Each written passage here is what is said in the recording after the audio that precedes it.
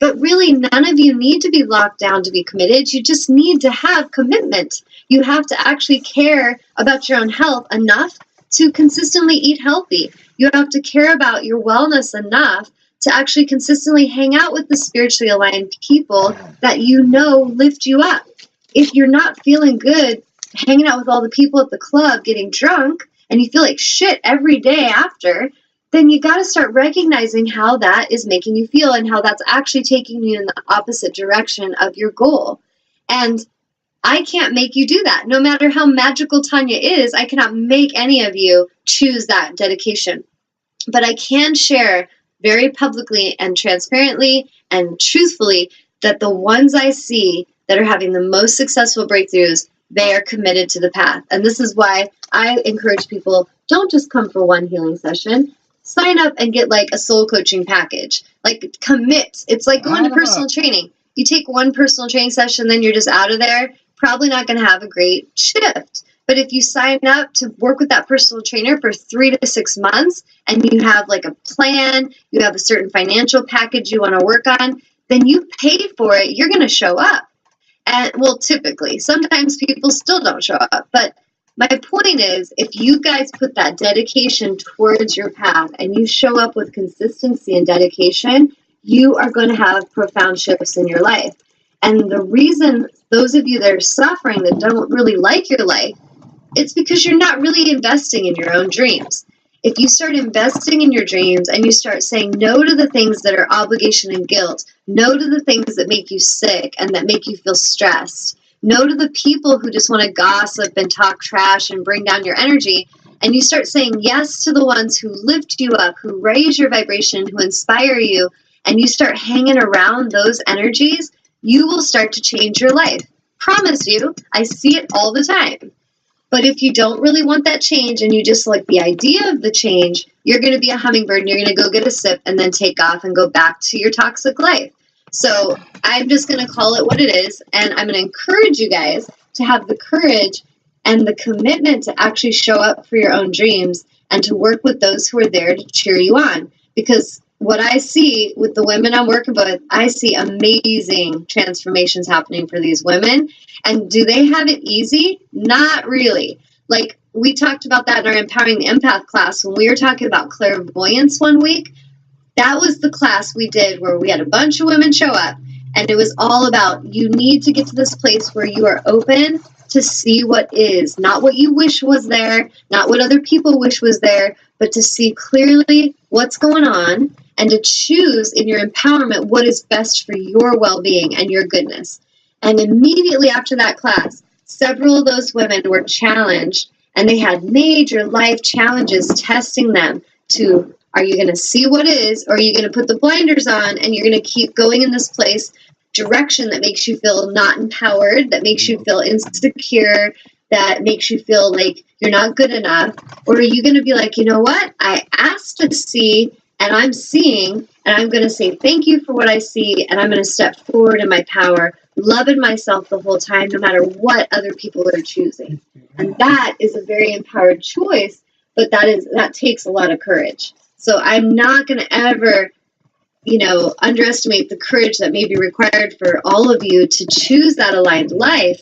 I've had to have amazing, amazing amounts of courage to be where I'm at today. But I promise you, every step of that courageous path has been worth it. And I love my life today. So it is worth it. Is somebody calling in? Yes, somebody's calling in. Woo-hoo. Is it Cindy? It is. Is it Cindy? Yep, it's Cindy. Yay! I'm so proud of you. Thank you. So we're gonna call in the angels to totally support Cindy with love and courage and just speak through her right now. So Cindy, what do you want to share connected to what I'm going on about today?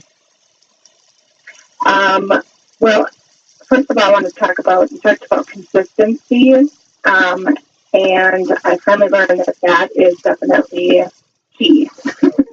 Absolutely. Because I was doing a lot of the hummingbird, and I would kind of fall away for a while, and then it was like, I really feel like shit and this sucks. And I would like to feel that good feeling constant. Like, I want to feel that as much as possible. And have you noticed that when you started to be more consistent, have you noticed a change? Oh, absolutely. My depression has gone away, and I'm starting to see people for who they really are, which has been difficult at times, but I now have the power and the courage to handle those people, whatever. If that means maybe getting rid of them or not being around them as much or whatever the case, or standing up for myself. That's awesome. And that takes huge courage, but so worth it, yeah? Oh, absolutely. Totally worth it.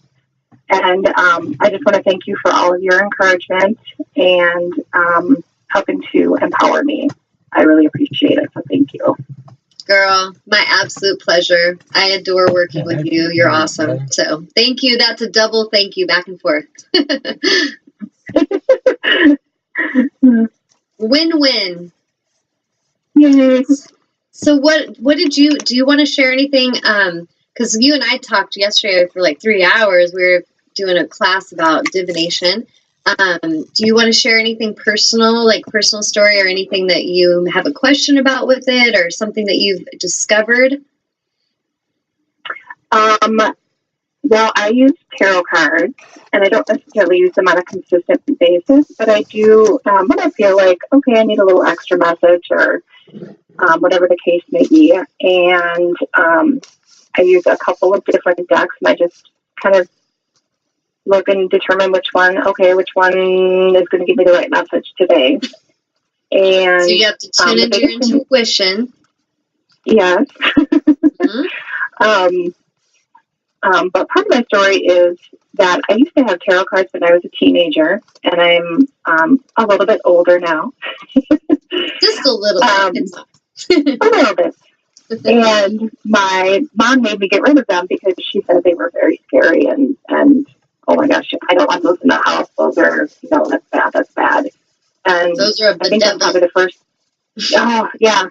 And then I think that's when I kind of first started to feel like, oh gosh, this is, maybe I shouldn't be doing this. This is, scary or bad, or I'm getting involved in something that I shouldn't be. Unfortunately, I actually was on the right track. And so tarot cards are not scary. You can buy friendly ones that have good messages. And yeah. Yes, and I'll show them a picture because these are the ones that she has because we have the same ones. These Doreen Virtue Angel Tarot, and they're all very positive messages. And even like in the traditional tarot cards, like that you might have had, Cindy, I know like in the traditional ones, there is like a death card.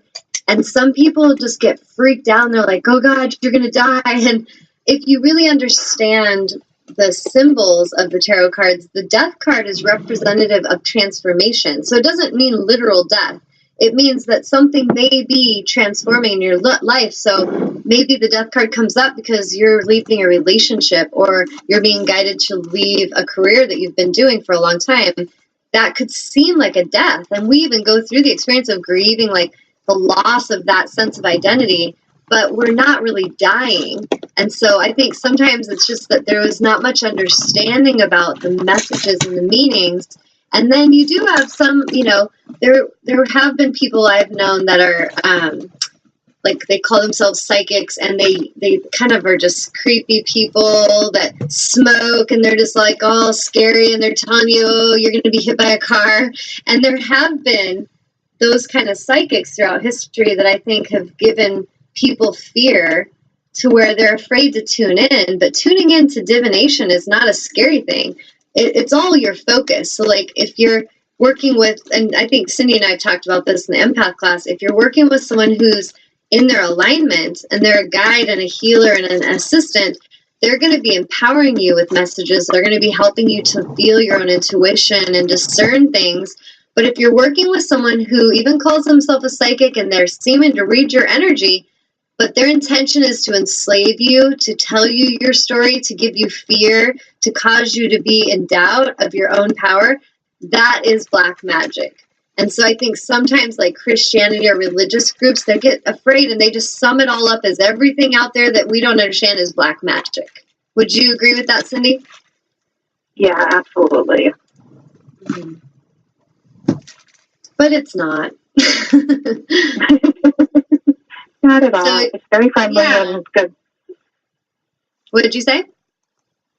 I was just saying it's very friendly and it's good messages and it's empowering.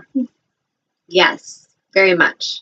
And it really, like Cindy and I were talking yesterday with the divination, it really comes down to, you know, I kind of told her, like, it's not just like reading the card literally and thinking that's the only message, because as you do readings more and more, you may feel like, like I'll just listen to my guides. I've learned to completely listen because they never lie to me. And I'll tune in and then they'll guide me like, okay, you need to read that page to her. It's very specific. It'll make sense. So I'll read the page to her. But a lot of times if I have cards spread out, I'm just tuning in energetically and intuitively of the meaning. And this comes with practice. Like when you first start, you might just be reading that book and that's okay. Just like when I teach yoga training, the teachers at first might be relying on their cards and the book and you know what it says to do, but as they practice more, they start to feel the flow. They start feeling intuitively what they're there to say. And so the same goes with reading cards. If you're doing angel cards and you can just trust, like Cindy said when she goes like, which deck, oh, I have like hiccups, which deck should I use? She gets a sense like, that deck, that's the one. And that's like consciousness, that's higher guidance coming through saying, use the Isis deck, or with this one, you're going to want to go with the Divine Guidance deck. And so then we know where to go. And then when we're doing those cards, it's just tuning into the energy of the cards. So sometimes I'll look at them and I get a quick glance. If I'm doing like a Celtic cross spread, I'll kind of say, okay, there's water cards all around. And these are the key angels that are assisting. And this is the energy that needs to be cleared. And I'm kind of tuning in at that level. And I kind of show the client that. And then we'll go through card by card of what that is pertaining to. And the way I like to do it is I will get a feeling, but I'll say, you know, what are you feeling with this card? And sometimes I'll say what I'm feeling, and then I'll always bounce it back with, how does that feel to you? And that is where you're giving them permission to discern that message and to tune in themselves and like, let me process that. That actually feels really spot on, Tanya. Or maybe they're like, I don't really know what that one means. And in that case, I'll encourage them to take photos of their reading, take the pictures of the cards, and maybe in a week or a month, go back and look at them again, because it may make a lot more sense in a month or so. So it's not always like everyone gets everything instantly, because a lot of times, like Cindy, you've done an auric clearing, and would you say in an auric clearing that you have a lot to process after we get done? That's an understatement. I knew she was going to laugh.